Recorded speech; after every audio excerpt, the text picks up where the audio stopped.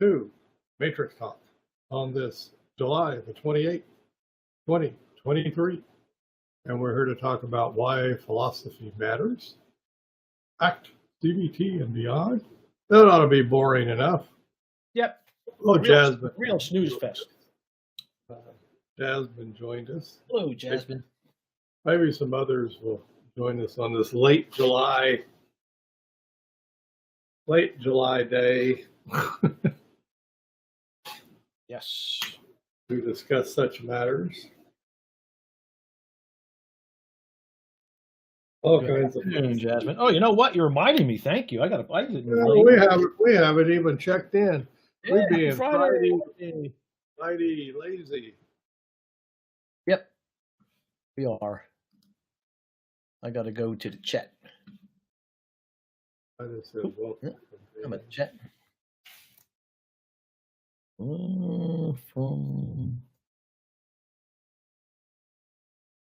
Here, I'll says welcome from Maine. I'll put. Let's see. It's here's what you read on the roadside on the way in.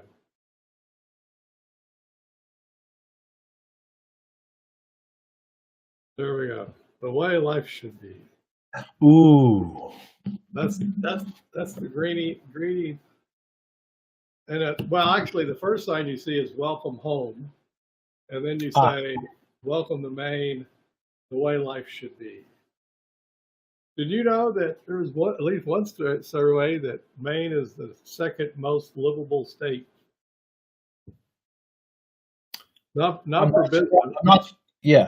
Not for business, for people. No, yeah. Vermont was number one. There's something there about vacation land. I'm trying to remember now when I'm driving up in there. The license plate is vacation land. That's it. Vacation land is on the license. You come in and it says welcome home. And then later, a mile later, it's welcome to Maine, the way life should be. I like it. Well, I'll admit, we got a pretty cool lifestyle up here. So. Yep. No doubt about that. We're pretty chill up this way. Oh, whenever I go up there, I can feel it. I can feel my shoulders actually coming down from my neck. Yeah. Once I get past Connecticut and Massachusetts and get up there, like, oh. Connecticut is tight. Massachusetts is tight. Maine, laid back. Vermont, laid back. Yep. I don't know about New Hampshire, but New Hampshire's pretty laid back. I mean, I've been through the eastern part of New Hampshire, up to the central eastern part of New Hampshire. I don't think I've been anywhere. Vermont, I've been through Vermont a few times. That's laid back. Well, I'm up here in New England, so. And you are very laid back. I get over there some. So, before we get started, we should remind people that we buy a course. Yeah, we want you to buy a course. Hey, we won't be subtle. Buy one of those things. Yeah, buy one. You get CE it's credit. only Jasmine, so. Yeah. But, yeah, you might be listening. You might be watching later on. I mean, look at all these people who have signed up for this, and only Jasmine is here. Yeah. That's funny. Well, anyway, those joining us late, go over and buy a course. You click the green button and choose one. On demand. They're all three, and the rest are threes. We're about to get a 2. We're going to put up a 2. Put up at a 2. Probably do a couple more in the fall. Now when we get rolling, it's summer vacation right now. Yeah, everybody's thoughts and actions are elsewhere. Yeah, they're on vacation. So what are we going to do? Oh, yeah. Why philosophy? But usually we do philosophy and stuff. So we'll get started. Yeah. We literally have an example of one of our students. Oh, yeah. Oh, hey, let's make us big. Yeah, he was, we were talking and he said his son, who's in clinical psychology training. Yep. And on the university side, it was CBT, all CBT. Then it goes into this hospital to work with surgery patients, chronic pain patients, such, and the supervisors over there are act, act, act. So it's like, what's this? On the university side, it's, oh my goodness, CBT, that's great stuff. And then you get into a hospital where they're actually seeing folks and they're going, not so much. We'll do ACT. We just do ACT. And we do that. Now, I don't know if any of them understand or can articulate exactly what's going on. But we'll make a stab at it by saying that it's the different philosophy. That's what's going Very on. different. Very different. It's, and you'll still, and our student even said that they had said, yeah, ACT, CBT, they're a lot alike. No, they're not. I mean, they both involve talking. We'll give you that. Humans with language. They both involve humans with language. Right. But so what's the difference? What's coming up? And I'll cut to the chase.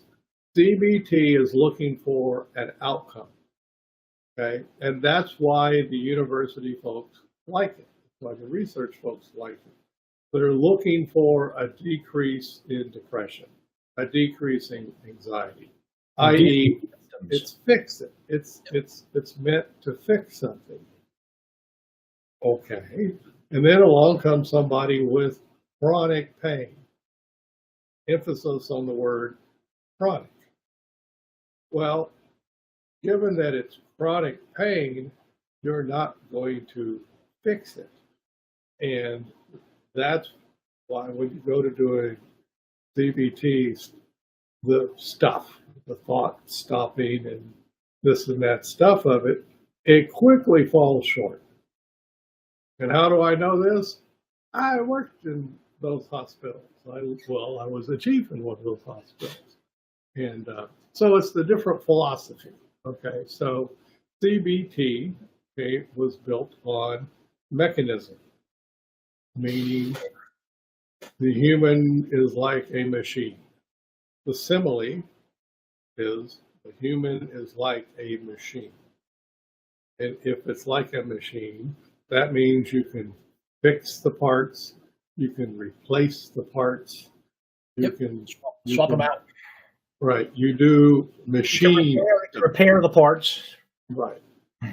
So it comes from that point of view, and this is honest stuff. I mean, folks, we all still live in a very mechanistic world, cars and houses and stuff, and so that was the spirit of the time, and precisely because CBT, which was really popular in the late 70s and 80s. Along comes Steve Hayes and says, well, that's not going to work in the long run. For the reason I just said. And well, CBT doesn't work for chronic pain. It doesn't fix chronic pain. So you need to live with chronic pain. And here comes ACT. ACT is built on that. Well, let's learn how to find the most workable way of living with something. So we're not going to try and fix anything. We're going to learn how to live with stuff. So you'll hear the stuff of take your anxiety with you, take your depression with you, take your chronic pain with you. Where? Well, in ACT world, toward your values. So we're going to learn how to be and take our stuff with us while we're doing valued life stuff. What about doing what we want to be doing? Right. And so it removes the fix it. And it removes a lot of judgment too, because now you're not having to give homework to people. You're not trying to do any of that kind of stuff. Hey, Bill, how you doing? Bill showed up. Well, there comes Will. So that's the big difference. And so what people probably don't understand is that philosophical difference. So it's easy if you want to learn it. ACT is based on, let's call it the workability model, okay, which is evolutionary model, meaning you're going to try stuff, see if they work. If they work, you keep them. If it doesn't work, you try something else, right? Whereas CBT, you got to get it right. You got to get Yep. the thought stopping right. It's just success or failure. Right. And so, and that means mechanism. And by gosh, if I go in for surgery, like Phil went and got a root canal. I did. Well, he didn't want a workability person. I didn't want a functional contextualist. I wanted a mechanism. He wanted a mechanism to fix his tooth. So it's not that, you throw the baby out with the bathwater. We're not going to throw away mechanism, but we are going to say that humans, the human mind and feelings, all of that stuff, they don't lend themselves to the mechanistic model. No. Your appendix and root and teeth and other things broken arm, something like that, right? Right. And so that's the rub of you're saying there's a lot of stuff about a human that we can apply mechanism to. It when it comes to the mind, you just can't. It doesn't, in the end, it just doesn't work. it just doesn't. Doesn't stop people from trying, though. and you, like me too, I'll go back and try to not have thoughts. Yeah. To not have feelings. Push that away, Right. Think of something else. Yeah, all of that stuff that is CBT-ish. Yeah, but if you have enough of this ACT stuff on board, you quickly come to realize that's not going to happen. It's going to keep showing up. All I have to do is, well, maybe in a day, maybe it might work, but as soon as I wake up the next morning, that all bets are off. There you go. I'm getting all Deja vu. It's all back. Everything is glorious Technicolor. and so just we've said this before, but it's Friday and we thought we would go over. Oh, it looks like somebody else has shown up. Oh, nice. Know her, Susan Tasker. We know Susan. Oh, yeah. Welcome again. You can check in, Susan, and say hi. Yes. Hello from Vancouver. Long time no see. So so for this young person who was in clinical psychology training, who had gone from academia over to a hospital and learned, well, these people over here are doing ACT. They're doing ACT because it's not fixed. It's perfect for dealing with chronic stuff, diabetes and weight stuff and chronic pain. Yeah. Diet. Yeah. Exercise, things like that. Which is the easiest way to say, well, you know what you need to do? You need to eat about 1,200 calories a day and exercise for an hour a day. Next. Yep. Prescription. Not very many people do that. They don't do that. They walk out of the office and they do what the hell they want to do. And so you switch from but they got pneumonia. By heaven, by all means, take this penicillin. It will fix you. It will save your life. Okay, so that's the problem. In some cases, in the medical setting, the fix it is perfect. You got an inflamed appendix. It needs to come out. Get that baby out. So that works, and then you go to chronic pain. Nope. Stop. So that's why we go. Can't get rid of it. It's a philosophical difference, folks. and Steve Hayes was careful to build it upon well, it's called functional contextualism. The fancy name for that is to look at literally you, not somebody else, you observe, notice your own behavior in context and notice if it's working or not. And you do that non-verbally, by the way. Why? Because if you go verbal, you just jumped into the mechanistic path. That's why. So it's this thing of, I mean, you hit you throw a disc. I pick on Phil because he does. Go right ahead. You know, I was throwing him earlier. and so he's going to now go and analyze for the next 3 hours throwing discs. Oh yeah. A I'll get into the physics of it, you know. Right. You got to get him a math and Yep, parabola. yep, exactly. Get a spreadsheet. I want a nice spreadsheet. That's not how it goes. No, He's just got to feel it. Okay, got to pick up the disc, feel it in my hand, feel it, and let her feel rip. it. That's what ACT is. ACT is about the feel. So in the end, does the feel of it, is it working? Is what I'm doing working? And it's not, you don't answer the question, it's just you know by feel whether it's working or not. And that gets us to another point on this, is RFT, which is relational frame theory, which is the theory of language and cognition that this is built on. So, end of the day, folks, the less language you can use in this, the better. Because Yes. language just has all kinds of traps. Gets in the way. Because it's linear, it is mechanistic by its own nature. To give you an example where they try to get away from the mechanism is poetry. Why the frick do these people write poetry? Well, they're writing rhymes and messages and stuff embedded within the poetry that is nonverbal. So they're getting at your nonverbal side through words.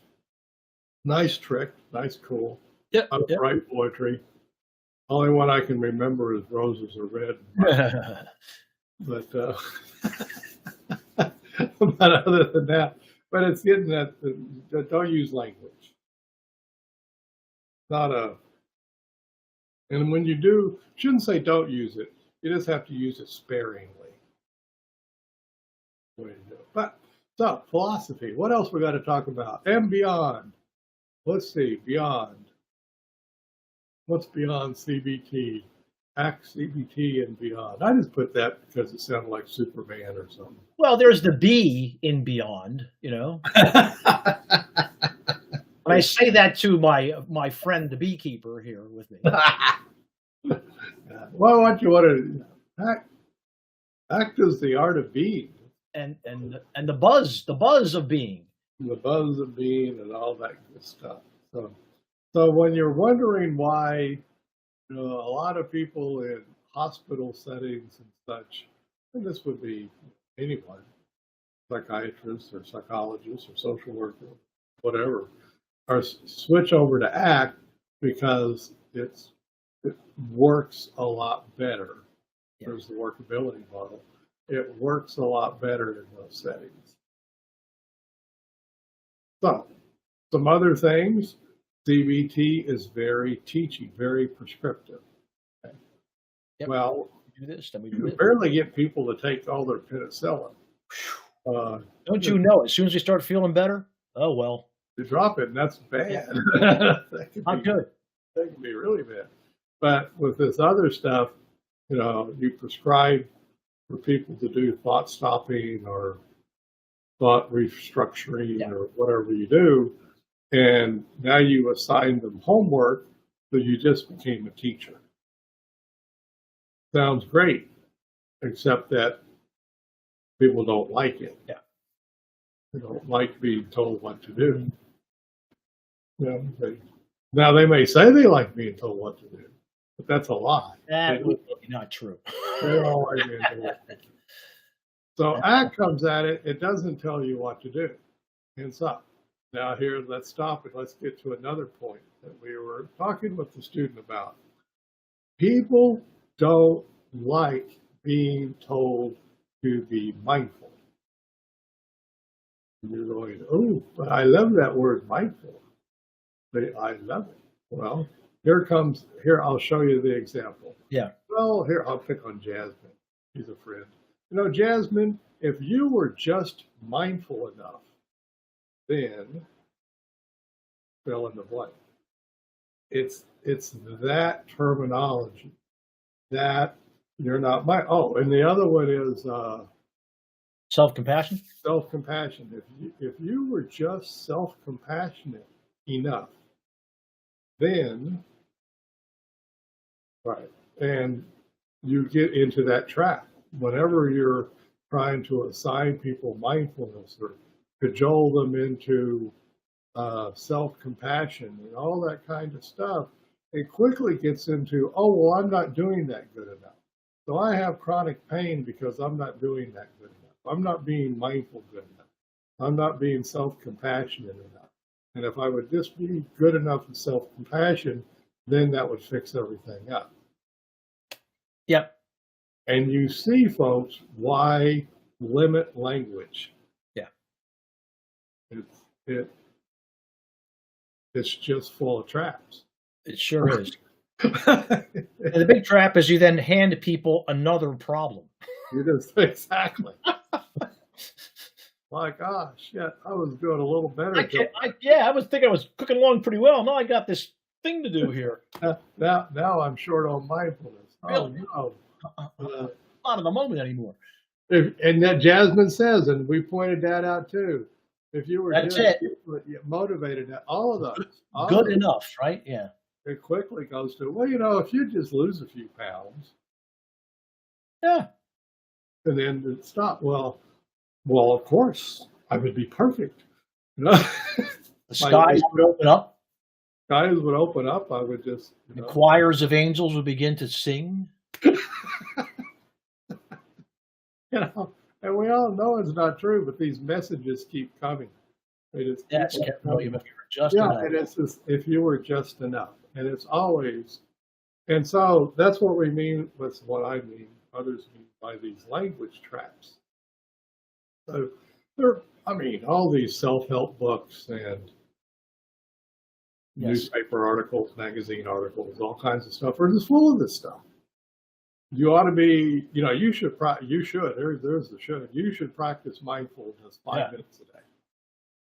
Well, I don't, so therefore I'm a failure. Oh man, rats. So, damn it. Just what I needed. Really? Thing to be a failure at.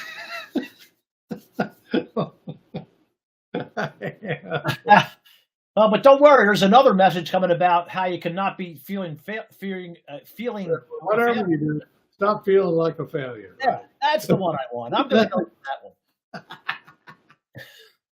Well, now I screwed that up because I keep feeling like a failure. Man. And I'm a double failure. Yeah.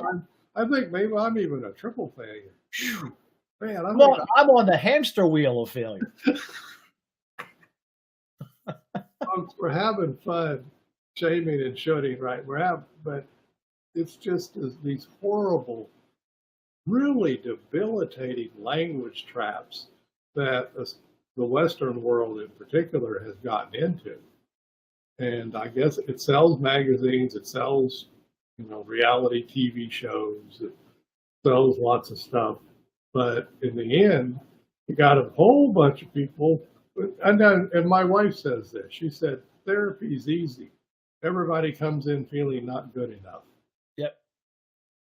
That was Jasmine Sings. Well put by Mary Alice. Right. Yeah.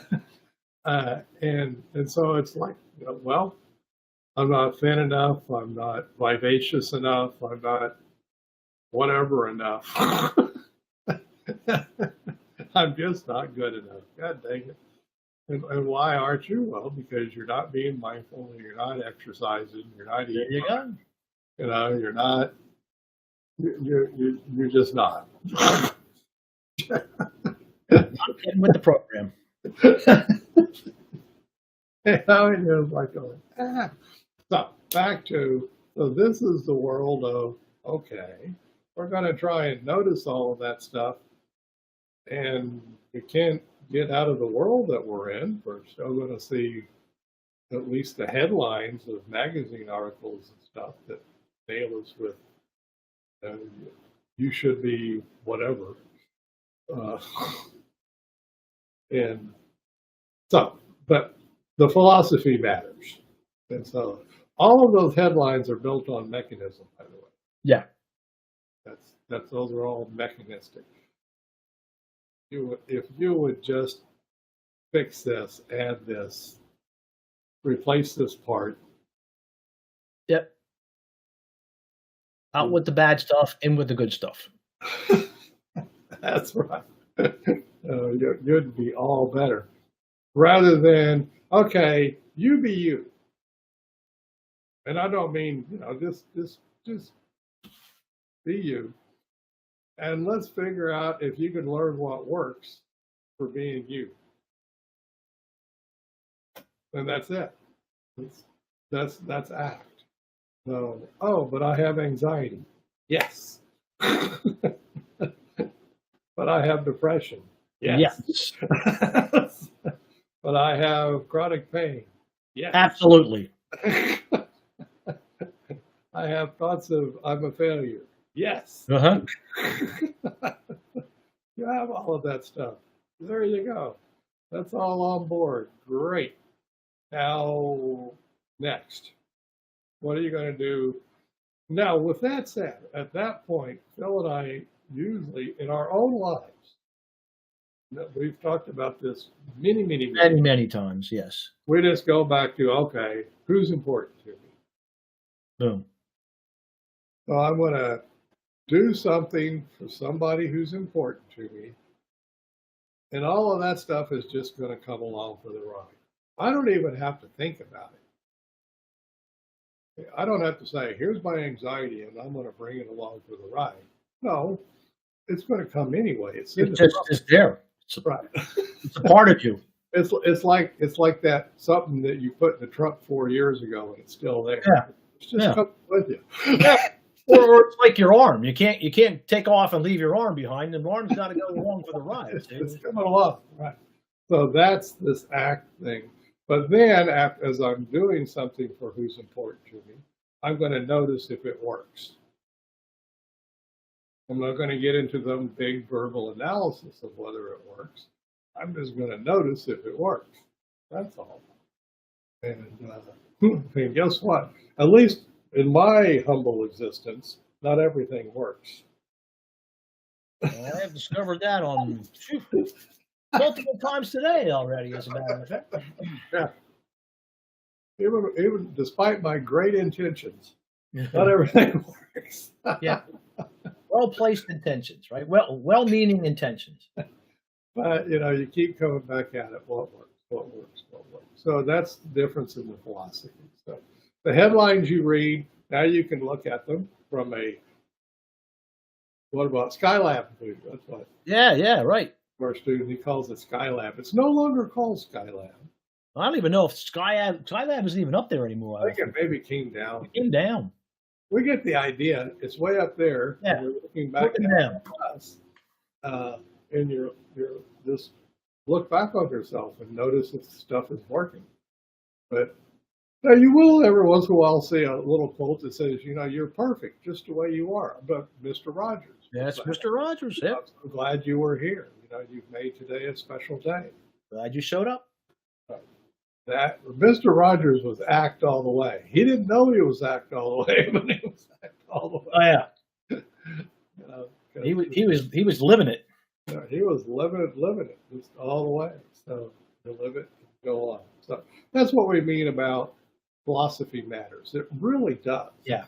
And our mechanistic philosophy that has leaked into everything, including all them damn magazine headlines that we see, and stuff you see on TV and stuff, are harmful. Yeah. But it matters. They're harmful. They really are. They've got they've got an entire Western world, or the vast majority of this people in this Western world thinking that they're not good enough. Yep. And that's not really cool, because that has more than likely increased the suicide rate. Oh, depression, Drug abuse, anxiety. all kinds of stuff that people then do to try to get away from that horrible Yep. I'm not good enough feeling. Including the ultimate one, which is kill yourself, get away from it. Take yourself out of the game. Yep. And so it's harmful. So philosophy matters. It really does. And you could become a nihilist, but I think that's already been taken by a lot of people. but they're just no fun. No, I don't like hanging around with them. If you want to learn about nihilists, watch The Big Lebowski. Oh man! And when the German guys are attacking the three, John Goodman and Jeff Bridges, and the other Buscemi. Outside the bowling alley. Outside the bowling alley. John, they're just nihilists. Yeah. Sorry about them. They're just nihilists. So, ACT is not nihilism at all. It's really it's about a state of being. There, back to the beyond. There we go. To be, and now something that we do say is like, we're not. Sometimes I talk about the Matrix and it's like it's some magic thing or something. It's not. But there is something that happens when you do the Matrix, when you fill it out. Right. You draw the two lines, and then you fill out who's important to you. And then you fill out my yucky stuff, the stuff that shows up most often inside of me. What are my favorite relief moves? What are my things that I do for who's important? And I write all that stuff out. That is, you just went to Skylab. Yep. That's the beyond part. That's what we mean. That's the beyond part. There's other ways of doing that. I fully understand it, but the Matrix is pretty darn simple. Yep. And anybody with a pencil and a piece of paper or a chalk and a sidewalk, for that matter, yeah, I've seen it done. They'll see that done. Can do it. So, and why do you do it that way and not in your head? Because I just said it. The one way is in your head, and it's really hard to get to Skylab. Yeah, I mean, it's easy to get to Skylab in your head, but it's not Skylab. Yeah, no. You're better off having written it down. And then write that stuff down, and then whatever you do, go on about your business. Keep moving. Just go. Move. Just do stuff and learn what works. That's it. I just to let you in on a story, folks. There's a few people here. Might be. In 2005, I was in Kelly Wilson's living room doing a presentation. Not very many people can say that. And Kelly, if you don't know, he's one of the authors of the original ACT book, 98. So everybody gets all excited and goes through all this stuff. And in the end, I'm going out with him. He says, "Kevin, where do you see your ACT stuff going?" And I just looked at him and said, "Less words." He said, and by the way, he said, "Cool." That's it, folks. Run through the matrix, put it down, go do stuff. Don't overanalyze it. Language will do you no favors. No. And take it from somebody who a lot of people would say is an expert at language, me. And as much as I'm an expert at it, Leave it alone. Get away from it as fast as you can. It just may destroy us all. Mm-hmm. But it's certainly a way of being. And that's the thing. Go be. Put somebody, expanding ourselves, that is. Yeah, that was Susan. It's not repairing, that is. Yeah. No, you don't have to heal yourself. You're good. Yep. What Mr. Rogers say? I like you just. I like you just the way you are. You made this day a special day just by being you. That's it. There was nothing else required. Notice, and if you hear him speak in interviews and stuff, his was a rebellion in particular against child commercials aimed at children. Right. Which is basically, you need this toy to be whole.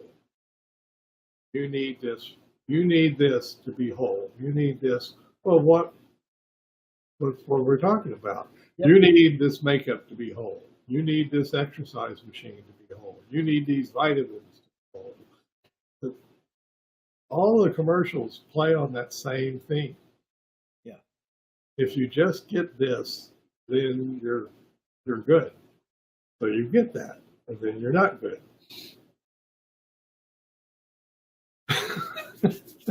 And he could see the trouble coming, and it's here.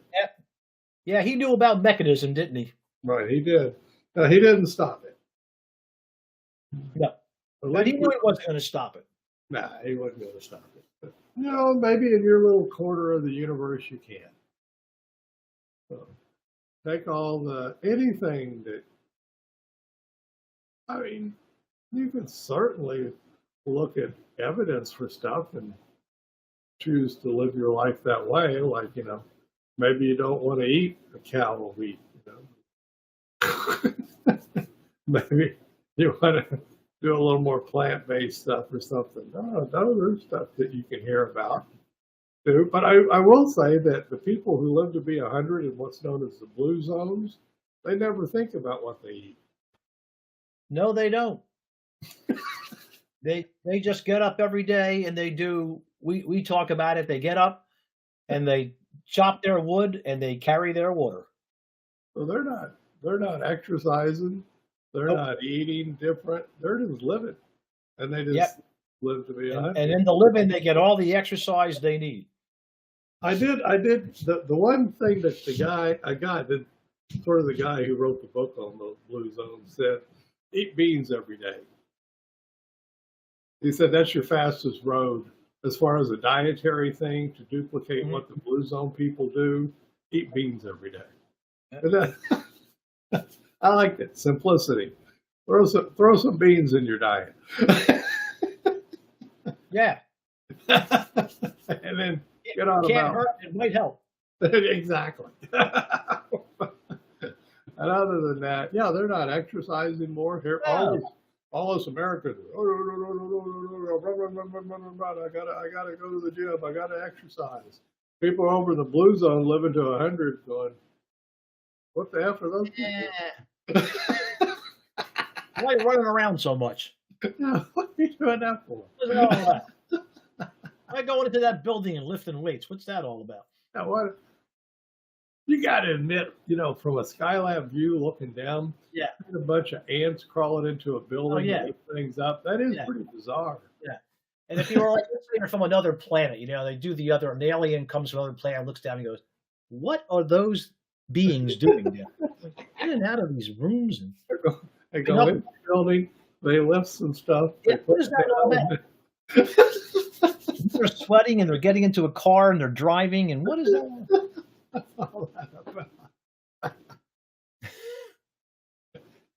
We humans are silly. Yes. Silly. So I often think about the blue zone guy. How do you be a blue zone person? Eat some beans. Live your life and eat some beans. There you go. There's the secret to longevity right there. Well, at least it doesn't involve all these friggin' headlines of where I need to meditate more. I need Yeah, to no, they're not downloading that stuff from the internet, that's for sure. Can't get beans from the internet. Anyway, folks, philosophy matters. It really does. It matters deeply, actually. And most people don't ever think about it.